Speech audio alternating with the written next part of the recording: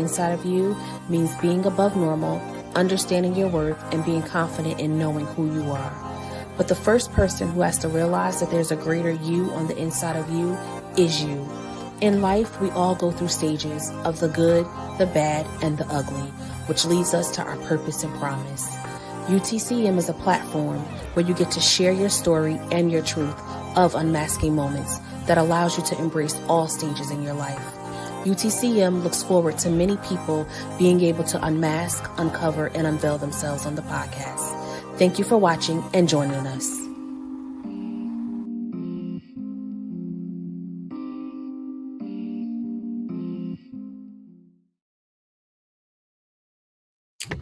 Hey, we live. The day is here. Yes, we are live. Oh my goodness, I am so excited about this episode. Yeah. Now, and the whole time it was so quiet, and then I guess because people walking in the house now, Chloe want to start barking. So excuse the barking in the background because she hello. She's also saying hello. She's unmasking too as well. Absolutely. Hey, Chloe. Oh my goodness, I can't. I'm so excited to have you.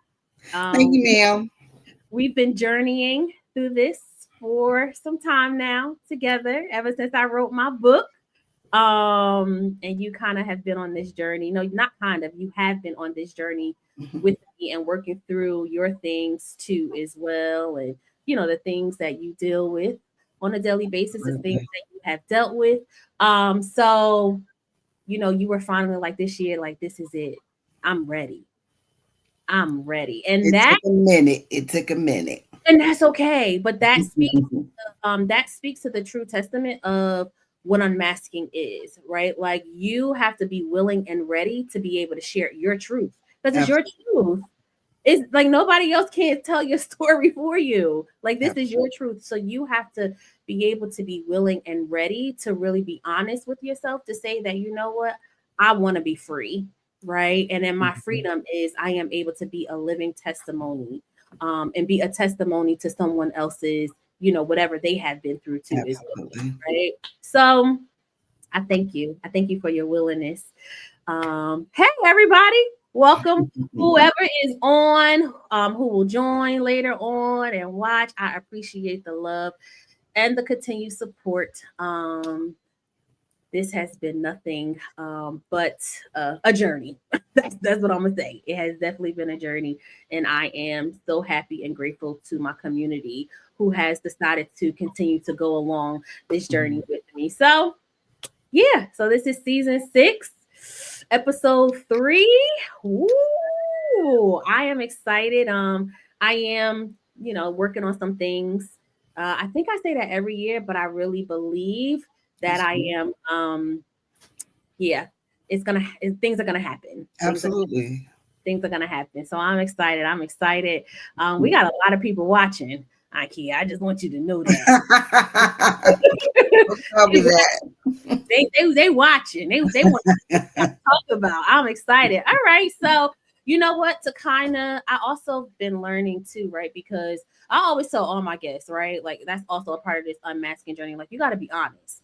Right. All my guests always say, like, I'm so nervous. I'm like, can I tell you something? I'm actually terrified. They're like, yes. Like, every time I get behind the camera, I am nervous, right? And I think it's just a part of the journey, right? And that's okay. It's okay. That's a good thing, right? Absolutely. Being vulnerable, I think, is part of the healing. Yeah, for real. Yeah, for real. And it's okay. It's okay. A little nerves, a little bit being anxious, right? About doing something new. Yeah. It's okay, because every time that I get on here, there's something new. Mm-hmm. There's something new, right? So so welcome to all the people who this is their first time. I appreciate you logging on and joining us for a little bit. So let's do a little icebreaker. Mm-hmm. So it's called soundtrack check. Okay. And the question is, What song describes how you're feeling today? You know, I gotta go with Prince. When Doves Cry. Because all day I've been telling myself, Kia, don't let EE make you cry. And Genesis said, Ma, don't be on there crying. Because you just cry at everything. So when Doves Cry, Prince Roger Nelson, yes. I love it. I love it. And listen, you told me that when we was behind the stage. I said, I can't promise that. I'm not gonna cry. Sometimes them tears just start to going. And I feel like this is a little personal. I mean, I had my dad on, but I mean, everybody's been hearing me now say Aunt Kia, right? So this is my aunt, right? My father's sister, who I am very close to, who I've been very close to since I was born, right? Like it's been very, very special to me. So this is a very special episode. So yeah, I'm excited. I'm excited. So, and I'm gonna give my song. So my song is I actually did a reel this morning. It's called Be Still. It's a house music song. And that's kind of been what I've been on about for maybe 2 weeks, being still and pausing and breathing, because there is, there's a lot of movement, right? And I don't want to move too much too quickly. Right. I understand So that. yeah, so be still. Be still. So I'm gonna drop those songs in the comments so people could listen, take a listen, right? Because you may be able to relate to that song, right? Yeah. So y'all think about your sound check, right? Yeah. What song kind of relates to how you're feeling today. Yeah. All right. So let's dive right on in. Okay, so I always ask all my guests, how did you feel about the questionnaire? Well, I had to be honest, first and foremost, with myself to want to be that vulnerable. And because I've made a decision when I said, okay, EE, because EE asked me last year, and I don't know, I'm not ready. But when I text in December and said, I'm ready, today was my day to say, you're ready. So I'm ready for whatever. I'm old enough not to be bothered by, what other people think about me, my situations, or my circumstances. So I'm ready to get free. I'm ready to unmask. Sometimes I think you mask to yourself so long that you don't even know who you're looking at. Yep. It starts to become actually a part of your personality. Yeah. And that's not who I am. Right. Yeah. So removing the mask is necessary. Yeah. All right. So let's dive right on in. I think I want to go with the question that I asked, right? Like, what was the first step of you uncovering? This wasn't the question that took me out, but when you mentioned that, you had sought professional help, and then understanding that that little girl must heal in order for the adult to be able to move out of survival mode. Can you kind of unpack like what that looked like for you? I think that for so much of my life, I've been in neutral. And in neutral, if you've ever like needed to push a car, like if a car had a problem and someone had to push you off the road or whatever, you put it in neutral because it's easy to push. And I think from so many different traumas that I've experienced, that is what helped me be in neutral. And I don't want to live in neutral anymore.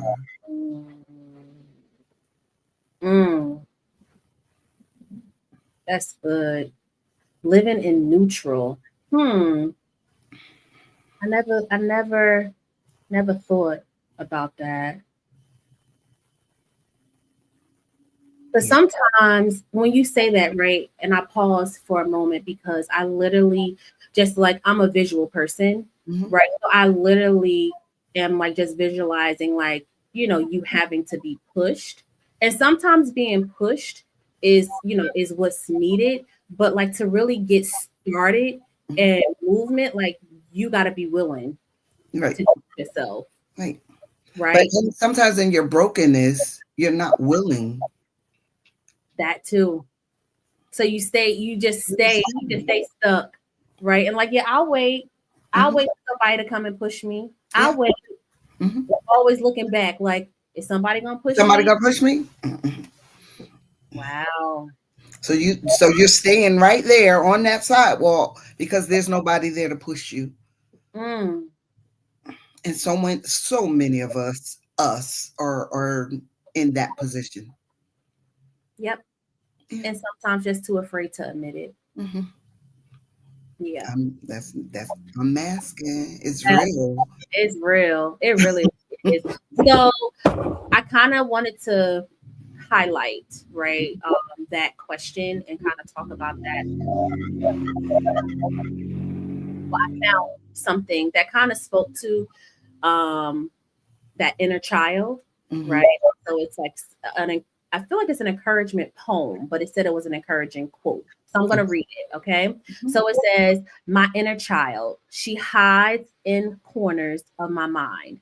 That tender girl I left behind, still waiting for a hand to hold, still wearing guilt that wasn't told. I reach for her with quiet grace and wipe the tears from her soft face. I say the things she longed to hear. You did not earn that pain, my dear. We play again, we draw, we dance. I give her back her rightful chance." Didn't I tell you I didn't want to cry? Wow. Sure. When I read that, I was like, ah, it's that Wow. it's that little the little the little girl or the little boy Yeah. that hides in the adult us. Yeah. That's the one that we have to, because at the end of the day, when we realize that it's our inner child that's really like is fighting, right? It's our jobs to parent that little child. But the problem is, what if we don't know how to parent that little child? Then that child is stuck because as the parent, we're unable to help free that child. When I tell you that is so good,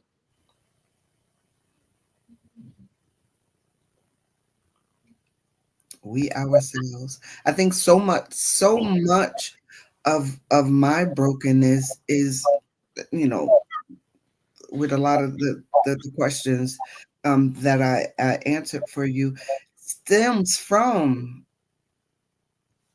being raised in that type of situation and in that type of home that you don't say anything. yeah.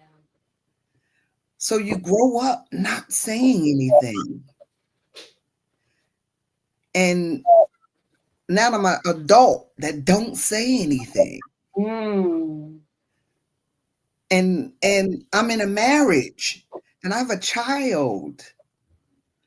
But that little girl who was not able to say anything is now a grown woman that does not say anything. very true. Very true. There has been moments, since I've been in therapy. This time definitely feels so different, though I think I'm just more willing and open. Right. But there has been so many times like I just could not figure out, like, when Steve and I would have, it wouldn't necessarily be a conflict. It would turn into a conflict because little Naisha would show up.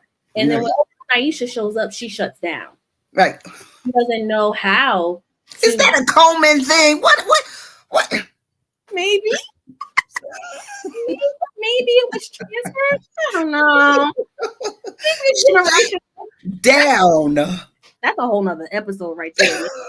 I'm telling you, when I say shut down, like, down. and you can literally see it. Like, you can just see the whole body language. You can see I can feel it. And I'm like, yeah, like, it's like, run. Because you're not safe. Matter of fact, Fight or flee. like, That's fight or flee. Yeah. So, but I want to go back to the part, because I don't want to skip over that part, because I believe I heard somebody say that before. Like, but what if I don't know how to be a son or how to be a daughter? Because I really wasn't like that. That wasn't really cultivated for me. Right. So you had mentioned. Let me just put my phone. I mean my MacBook on Do Not Disturb. Of course, it starts beeping and all this stuff. You had mentioned that what if, when I said about parenting, it's our job to parent our younger selves, right? But what if you don't know how to parent your younger self? Like what do we do with that? Well, I have to shout out to my pastor, Dr. Christine Spivey, because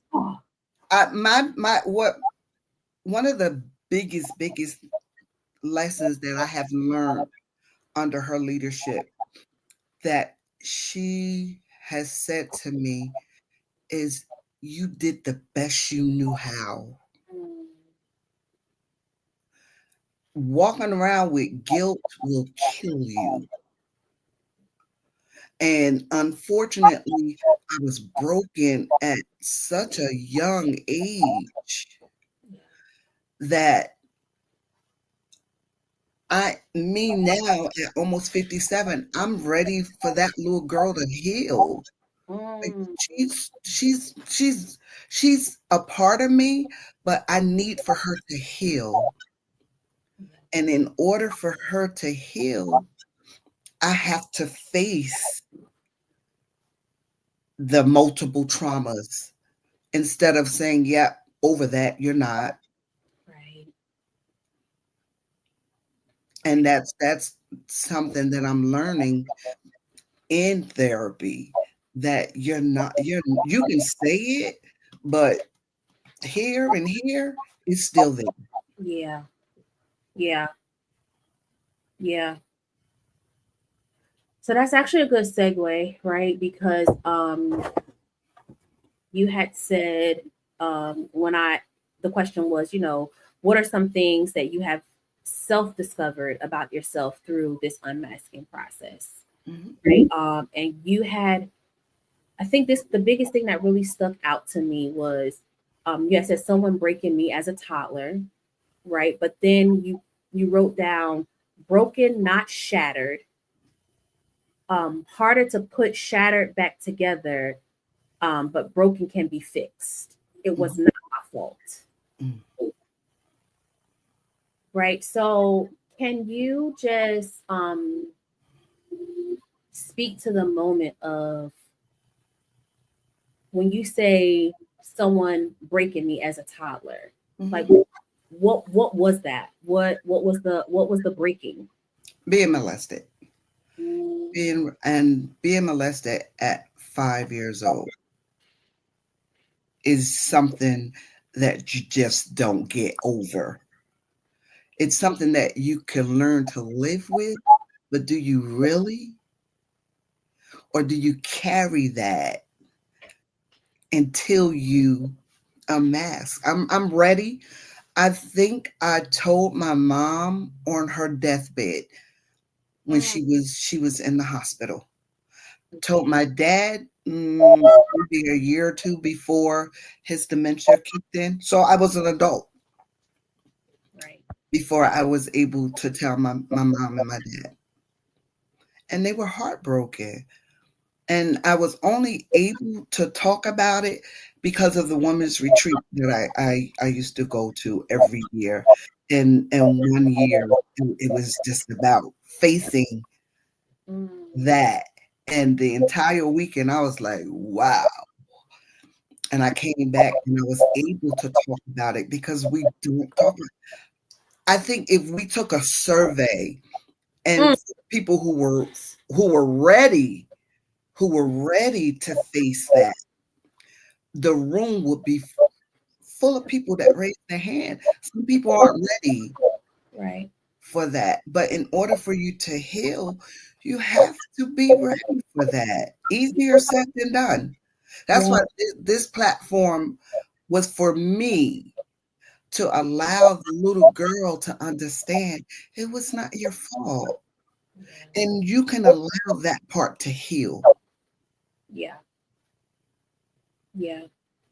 There's a lot that Kia did to Kia. They, a lot that Kia did from her I'll say my prodigal daughter season that I did to me. And I understand at this age that I had that season because of what was done to me. People don't really put that together, that being molested or incest or in any of that, it does something to your brain that you shouldn't, that should not have been triggered at that age. Yeah. Yeah. Yeah. And you are, when I say you are so right about taking that survey, because there's so many people that are, I was one of them, that are just afraid, ashamed, fearful, right? Of, what will people think? Right? It's almost as if you reliving. Absolutely. It's very triggering. It's very traumatizing. Absolutely. And at the end of the day, like, to be honest, like a lot of us, I know for me, like I didn't want to have to really like sit in that and deal with that. Can I tell you, in reading your book, that broke my heart? Because you were my first baby. I'll tell everybody, she was my first baby doll, the real baby. So that broke my heart. But I do understand that that is just a part of EE. Yeah. And I just wrote down something about all things work. How? All things, that's a powerful line.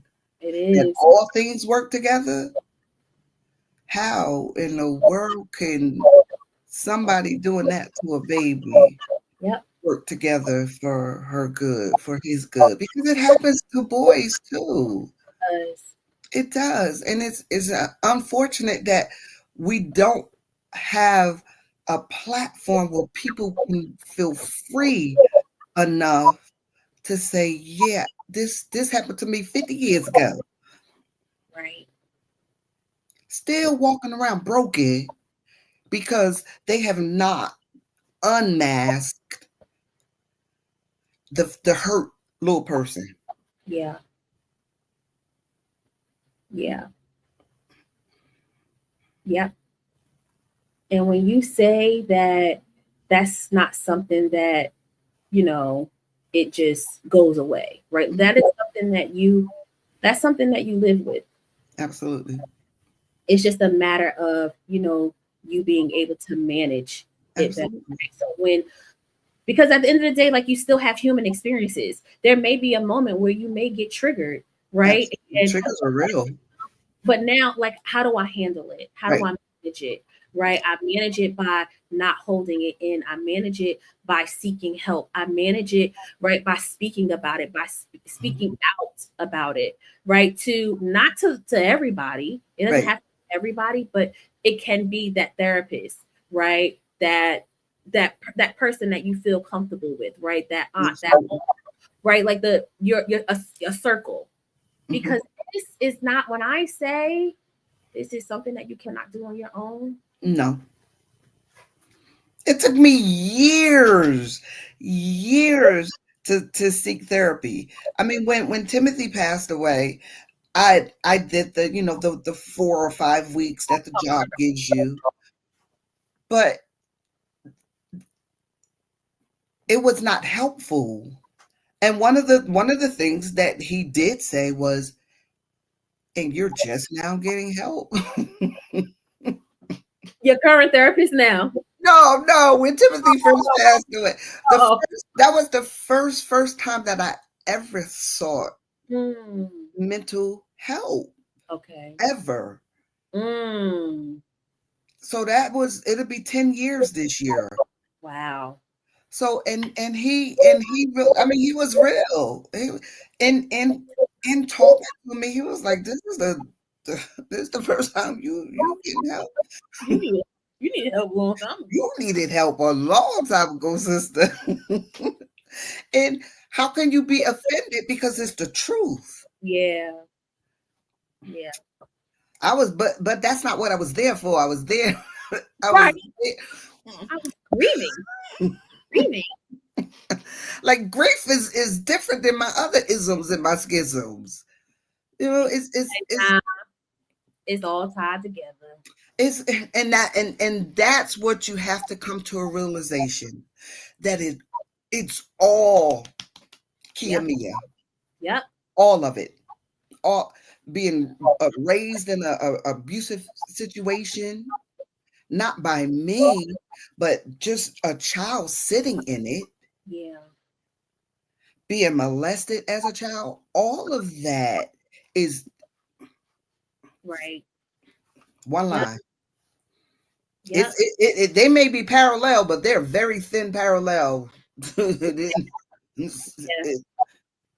it's all all of that. Like, I just learned that I have multiple trauma. I mean, I just learned that. All of that shaped me into who I am today. Now, I'm strong in some aspects, but I am a broken little girl in other aspects, because my mom taught me, like, I'm a great housewife and I'm old school, and that's just what my mom taught me. But she also taught me how to not say anything, how to be quiet, how you just take. That's a learned behavior until you just go, right. That's unhealthy. It's so unhealthy. That's unhealthy. I said, you know what, because I'm trying not to say nothing, I'm trying to keep silent. That's still an unhealthy way to communicate. Absolutely. Because you can, like, at the end of the day, you're human, right? Like, there's going to be but so many moments that you can stay silent. Right. And that's when it comes out. Exactly. And they're like, hold up, where'd that come from? Wrong. And lately, what I've been hearing and what I've been saying to people, especially like younger people, that I'm in a relationship with, like Nasir, and then I have someone who I consider like my little sister at the church. I'm really close with her, and I told them, like, be empowered to use your voice. Absolutely. My child, my 18-year-old. Oh, Genesis uses her voice. Genesis uses her voice, and that's why I want to yoke her sometimes, because she's my child. But I wish I had 10 ounces of that. Yeah. Like, you're not gonna do but so much. Mm-hmm. And I love that about her. We're not gonna tell her that. No. She gonna see it. She watching. You hear that, cousin? I love that. That's why I call her Ginger, because she's like a ginger snap cookie to me. She's spicy. And she's always been like that too, even as a little girl. Always been like that. Yep. Absolutely. But we need we need to reel it in a little bit, just Yeah. a little bit, because the world ain't ready for all of that. But I respect it Yeah. because I've never had it. Yeah. Yeah. Too afraid to speak up. Yeah. But that's a learned behavior. Yeah. Yeah. Yeah. And the crazy thing is, right, like, Ankia, I really feel like this is my first time really hearing you say that. So now, like, as I'm sitting here, I'm like, wow, I laughed about it earlier, but I'm like, maybe it really is generational. Right. Right. Because, like, when you, like, on the outside looking in, when I was a little girl, I'm like, oh, yeah, my Ankia got it all together. Not understanding what you were really dealing with, right? And which is probably why, too, you were having all those health ailments. Right. Absolutely. Holding on to all that stuff tight. Wow. It's definitely generational, because Grandma Emily, okay, she she's the the blueprint Yeah. of stuff going on, and you still. Yep. Yep. And she taught that to her daughter, the PK, who's had a baby at 14. Yeah. Who taught her daughter what goes on in this house Stays in this house. stays in this house. You put that makeup on. Now I am so grateful to God that I've never been in a physical abusive relationship at all. Yep. Not at all. But she went to work, put that makeup on. Yep. And your platform, Unmasking, I saw behind the mask because I lived in the house. So I saw the bruised blood. Yeah. As a child. That's my normal. That was my normal. Yeah. That's abnormal. A child should not have to grow up in that. And I learned from therapy just recently that it was not my job to save her. And that I was like, woo, when my therapist said that, because I was the child that did not want to go and live with my dad, because I didn't want my mom's boyfriend to kill her. What you gonna do as a child? Right. And the therapist said it was not your job to save your mom. You still have a saving person spirit. Ouch. Like, ouch. But it's true. It definitely is true. It's true. So what you gonna do, boo-boo? Like, come on. Wow. I'm taking the Band-Aids off tonight. When I log off of here, I am walking into my newness.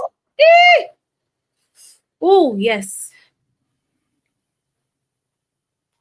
I have to. I'm gonna die. I'm gonna die in being quiet.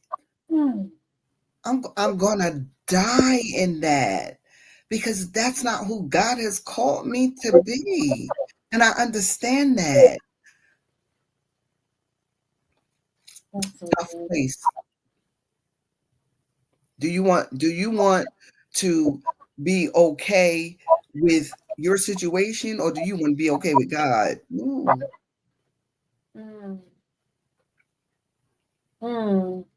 I like being comfortable.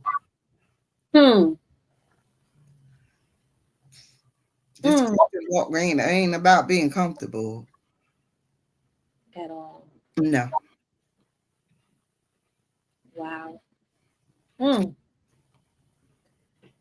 And it's crazy because I was telling you, I was telling you before we came on, we was behind the stage. We was having fun behind the stage. We were. We was. I need to start recording behind the stage, doing little clips. Because this be a whole nother podcast moment behind the scenes. Absolutely. We were talking about like your questionnaire, and I was just like so frustrated today because I really wanted to try to read it at work. I couldn't read it at work, and it was a reason why I couldn't read it at work, because as soon as I began to start reading it, I immediately became emotional. Right. And especially when I read the part about, well, there was two parts, but the first part was when you talked about the domestic violence and witnessing that, right, with your mom, who is also my grandmother, which I called her Nana, because I was the only girl for a very, very long time. So she was my Nana. And I remember experiencing that moment too as well. And when I thought about it, I was like, I don't necessarily know if I really talked about it. Like, right, like if I have really ever like allowed myself to, I feel like I'm about to cry now. Speak about what I witnessed. Yeah. With my, with my Nana. And that was very traumatizing. Absolutely. It was very traumatizing. Because I was, and I can't remember, like it's just so blurry, like the age that I was, but I know it was in Roselle. And like the thing is, like as I was reading it, I literally was in the place. Yeah. Right. And I like, for some reason, like I couldn't remember like how to, I knew that like calling 911, but I was so like afraid. I couldn't get the numbers together. And then I didn't have, like, there weren't cell phones or nothing like that out. So I didn't know like my dad's phone number. I didn't know my mom's phone number. So I couldn't call anybody. And by the time I got to the phone, I remember him dragging me and throwing me into their bedroom and shut the door. And all I can hear was my Nana screaming at the top of her lungs, asking for someone to come and help her. Somebody was downstairs, but nobody ever came. No. And I literally was right across the street from the police station. Right across the street from the police station. All of this happening. In the corner, sobbing and crying like a baby. Like I just could not believe what I had just experienced. Yeah. Can you imagine experiencing that up until the time I was put out the house at 18? It's no way, because I only witnessed it one time, but then I remembered that there was other times. Lots of times. That he, when he dragged her when they lived in Woodbridge and through the woods and, and beat her almost half to death. And it just really reminded me of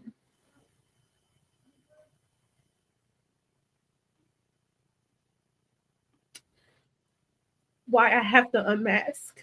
Yes, absolutely. And why this journey is so important, because I really believe if my Nana felt like she had a voice, yes, she would still be here today. Absolutely. But she had so much hurt. She had so much pain. She had so much suffering that it physically made her sick. Yes, I believe that. I absolutely believe that.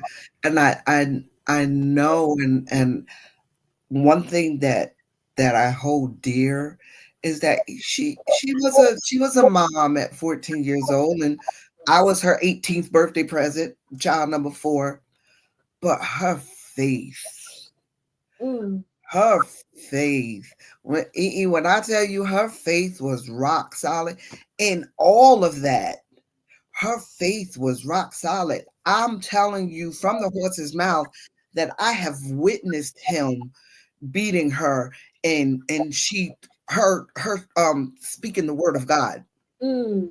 And that is why Psalm 91 Mm. is my psalm, because it's my mom's psalm. Wow. And I have witnessed it with my eyes, how he was beating her and she started speaking scripture, and he backed up. I believe that with all of my heart. When you speak to that spirit, Yeah. and you speak the word to that spirit, Yeah. Yeah. I believe it because I've seen it. Yeah. I've witnessed it, and all of her and all of what she went through. That enemy could not take her faith. I'm telling you, when I worked at Beth Israel and I would go upstairs before I went home, I had spent New Year's Eve with mom and the ICU nurses. And that was January 1st. Mom passed away February 6th. Within that time, I would go upstairs, and I'm grateful that I was able to work in the hospital that she was in. Right. I would be able to go upstairs and see her, and she was on a ventilator. She was on a tray. She was on a ventilator. This right here didn't go until it went. Yep. And she would write, and she was telling me about a janitor one day. She was saying the janitor and how they were praising God, and she wrote this. And this was like right before she passed away. How she could not believe that this janitor was in there, and because Pierre was Mr. Beth Israel. Right. Everybody knew Pierre. Oh my goodness. Every time I mention his name, everybody like, that was your grandfather? Yes, that was my grandfather. Mr. Beth Israel. And I worked there for years. And then when people realized that I was his daughter, they were like, "Oh yeah, Right. yeah, Yeah. because I have his entire face. Yeah, Oh, that's Pierre's child." But so they took care of mom. But I'm telling you, her faith in God, and I know that in the beatings, being raised up in that, it was going to church that kept us sane. And so I know that, it sounds cliche-ish and everything, but that word that you hide in your heart, it can and it will. I can testify that it will. It will help you through some dark times, because those are some dark times that my mom lived through, and she never was bitter. She was never a bitter person, ever. Never. Never. No. Never. Went to work with black eyes and cuts and bruises, and never. Even when she got cancer and Auntie Nadine would take her to work, never. And that is the person that blood flows through us. Yes. So that's what makes me who I am. Yeah. Knowing that I am Deborah.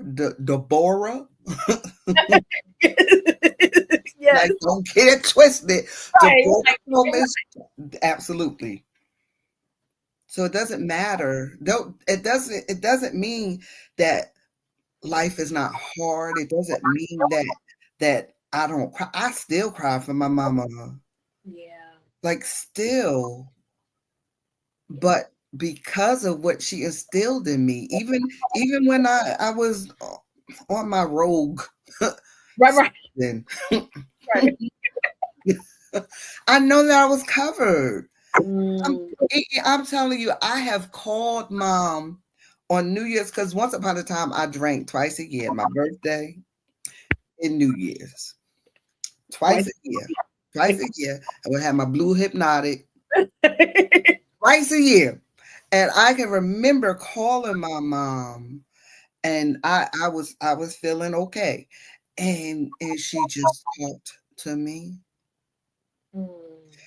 Just if that was my role model, she didn't have a judgment bone in her body. And I love that I had that type of woman Yeah. to instill in me who I am today. Yeah. Yeah. Yes, I am so proud. Because her legacy still lives on. Absolutely. Absolutely. The battered part did not define who she was Didn't. at all. It didn't. Mm-mm. It didn't. Yeah. I love my Nana. Oh my goodness. She was just so like I'm like, sometimes I tell like my seer and Zaza, hey baby Steve, I'm like, God, I wish you could have met my Nana. Yeah. Like you guys, like we would still be doing Thanksgiving. Yeah. Um, Yeah. yeah. Even though she went through all of what she went through, she still showed up Yeah. with a smile. Like you would never have known that there was like all these things going Yeah. on. Like she cooked, like her happy place was in the kitchen. Absolutely. She Absolutely. loved to cook and feed Yeah. people. With joy. Oh my goodness. With joy. Pure. There's something that she told me, and it breaks my heart because I didn't always wear glasses. And I'm terrified of contacts because I just can't. The whole thing of I don't, right.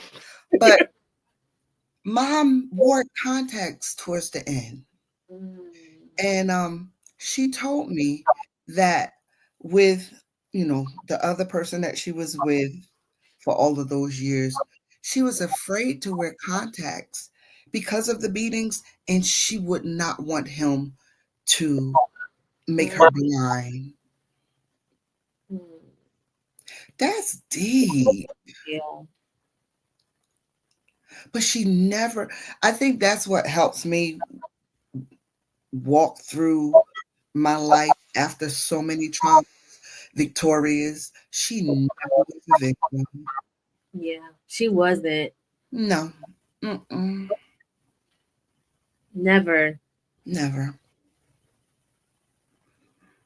And that's the blood that flowed through both of us. She would give you her shirt off her back.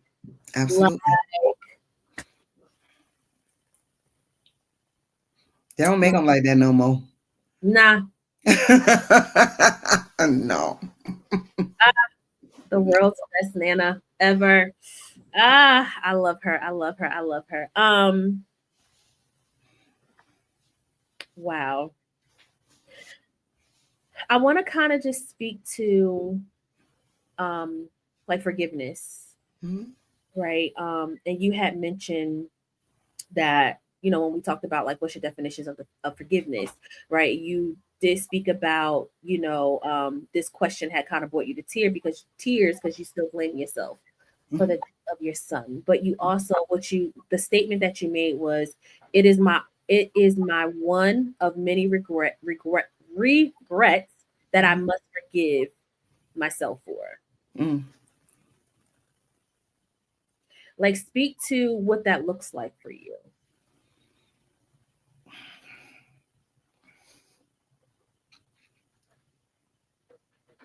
It's okay.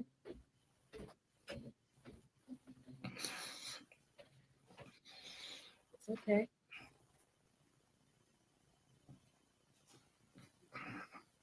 That's a tough one because I can't call him and say I'm sorry. Yeah. I can talk to him, but I can't. It's that I can't. I'm a fixer. I'm a fixer and I can't fix that. I think that sums it up for me.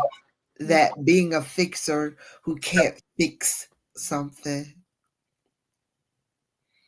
So I have to continue to seek God's face to help me with just that. Yeah. I have so much that goes on in here, but because that's my child, Yeah. and I have the guilt. Like I told you before, I'm not a reader. I've read your book and I read my pastor's book, and reading my pastor's book, it made me letters to my daughter. And it's not a sad book, but it's a bereavement book, but it's not a sad book. But it made me realize it. I had an aha moment because she had a daughter who was older than the baby that passed away, and so her daughter thought it was her fault. And Pastor shut down after. I mean, I can't even imagine a baby. My son was 27 years old, and it hurt, but a baby, and she shut down. I know that I shut down, and I had Genesis, and how do I get that back? I can't get Timothy back. Right. How do I get back that time that I shut down on her? That's not fair. Yeah. But it's the truth that as a parent that loses a child, there's no hurt like it. There's no explaining it at all. We lose our parents, and even if we lose them and they're young, like my mom she was 48 years old. Yeah. But she was a parent. Losing a child is a different hurt. But I have to make that up to my daughter. And how? But it has to be done. And nobody can do it but me. Yeah. But I know that it can be done because I have faith that through this unmasking today, Yeah. I can do it. Yep. I will do it. Yep. I owe it to her to do it. Yeah. You owe it to yourself. Absolutely. And then to Genesis. Absolutely. Which you've already, that's how you're doing it, by doing what you're doing. Yes. Because you guys have, even though, you have your bumps and your bruises, right? But at the end of the day, you guys have a beautiful relationship. Mm-hmm. Amazing. Beautiful. Right.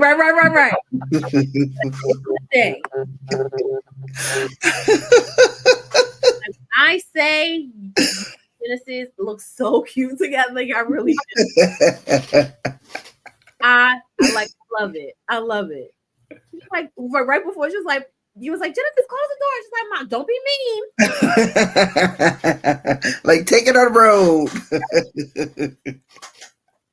And I love it. I love it. I love it.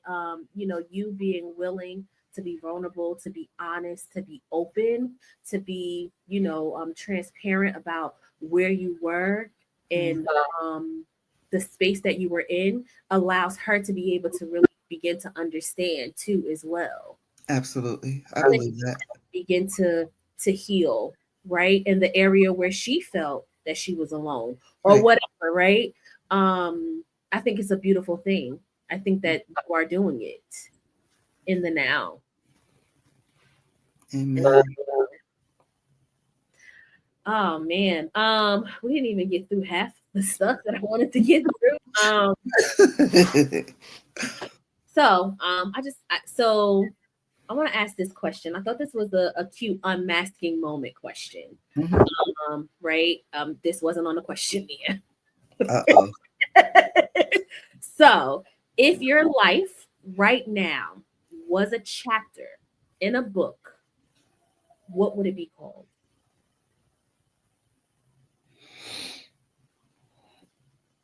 Mm. Mm. Oh, that's a tough one. Oh, I guess that goes back to my one of the answers to my question before. Broken, not shattered. Mm. Wow. Drop mic. Drop mic. That's so good. That's a good segue to this next leading question. What would you say to little Kia Mhm. right now?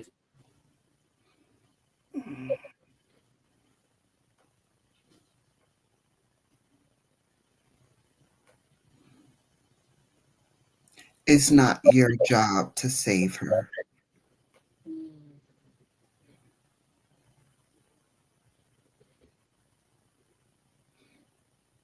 Because when everybody left, I refused to leave because I didn't want him to kill her.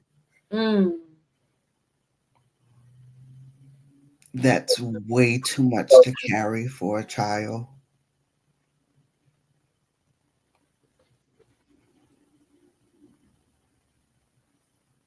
Mm. But I know that was why. I mean, the truth of the matter is what my brothers and my sister were going through. I didn't know whether who had it worse, what they were living through or what Mm. I was going through. Because both of us had two different spectrums of situations going on in our young lives. Wow. So Just which everybody was the just lesser trying to evil? figure it out. Yeah. Which was the lesser evil? Yeah. I know I had mentioned this before that we need to I want to sit down and kind of talk to you because I have there's like things that like I've seen, but I just don't really have a good understanding about my Coleman side of the family. Mm-hmm. And I think I'm ready and I want to learn some more. Me neither. That's Mm, that's the sad part, EE. wow. Me neither, because of the divorce, or not even a divorce, the separation Yeah. Mm-hmm. for that long. At my mom's job, they thought I was the only child. Mm, When at CIT, they thought I was the only child wow. because we lived in two different worlds. But I think I asked your dad because because I have dad's photo book, and I had to ask your dad, well, who are these people? It was my aunt and uncle. Yeah. So we need a powwow because it makes no sense that It we doesn't. don't know. We don't. We don't have a clue. And you can ask Auntie, I need to buy vow because I don't have a clue either. And that's how, why? And we got kids. So what we teaching our kids? I don't know. Yep. Yep. So the buck stops here because we don't know. Right. That's a problem. It And is. ancestry.com costs too much now. Wait, What?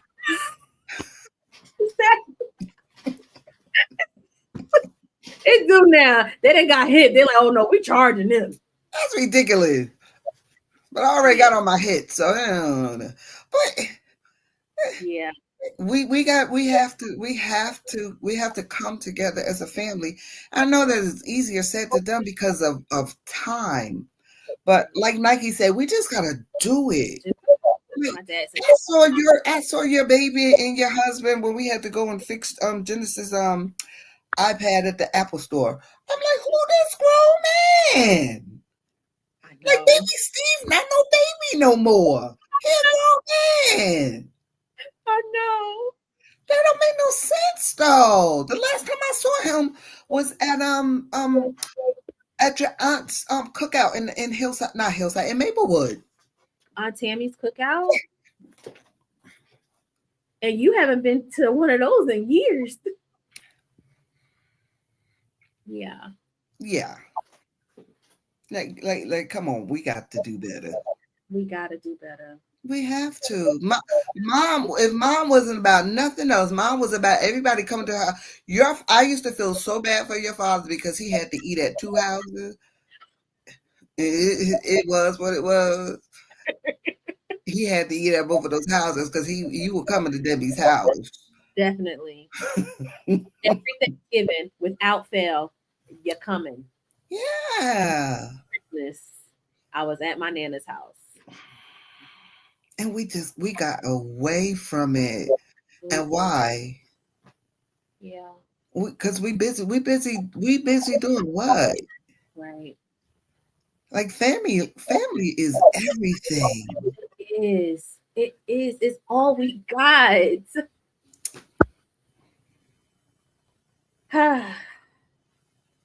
We're gonna do better. We're gonna do better. We are. We gotta do, and we're gonna do. Absolutely. We're gonna do better. Absolutely. All right. So my last thing, because we're actually I was gonna say, did we go over? A little bit, but it's okay. Okay. Do you remember your hashtag? No, I don't. Sing your moment. It's okay. It was hashtag I'm coming out of this. Ah, Exactly what you said. Exactly what you said. I like. I knew this was gonna be a great episode. I knew it. Thank you. Thank you for your yes, Akia. I needed this, so thank you. Thank you for the push. Yeah, the tush push. I've been calling that tush push. It was needed. It was needed. Yeah. I appreciate you. Yes. Praise God. It was your kickstart out of neutral. Hello. I got my bike in the back. I'm gonna ride it tomorrow. Period. Come on, let's go. Let's go. We out here. Let's do it. Let's do it. Oh gosh, I'm so grateful. Thankful for you, Akia, again, for your yes and your willingness. I am going to, there was like a couple of things that we talked about, right? Like we talked about like domestic violence. We talked about molestation, right? I definitely want to make sure that I put like that 1-800. I think there's like a number. I don't know what number it is, but I want to make sure that I do put that in the comments, because if anybody is dealing with that or experiencing that, or maybe know somebody that is experiencing that and you want to send them the information, I want to make sure, right, that because I am not a therapist, right, so I can't help people through that because I'm not licensed, right, but I want to be able to at least be the bridge to get that they need. So I definitely want to make sure that I when I get off, I will, before I get up from this seat, I will make sure that I get that information and drop it in the comments. I'm going to try to do it on my YouTube page. I don't know if YouTube is going to let me do it. Sometimes it has to go through this whole thing, but I definitely will do it on Facebook. And then I also want to put your pastor's book in the comments too as well. I think you said it was Letters to My Daughter. Yes. Dr. Christine Spivey. Okay. I'm going to make sure I drop her book in the comment section too. Thank you. I'm going to get me a copy because I would like to I like to read too. I am not a reader, but I've heard, you can't lead if you don't read. So I am leaning into getting better at doing that. So, Absolutely. but yes, so we did it. We doing it. Thank you, IKEA. I love you so much. I love you back. You guys. I did it. I did it. See? So senior. I know. She's so old. She's so old. I love it. I love you. Love you more. Everybody, y'all have a blessed rest of the evening. Thank you for spending time with us. Y'all go out. I want y'all to do something fun this weekend. Amen. Something that puts a smile on your face. That's what I've been saying. Do something that brings you joy. Do something fun. Amen. All right. We out. Love y'all. Bye. Later.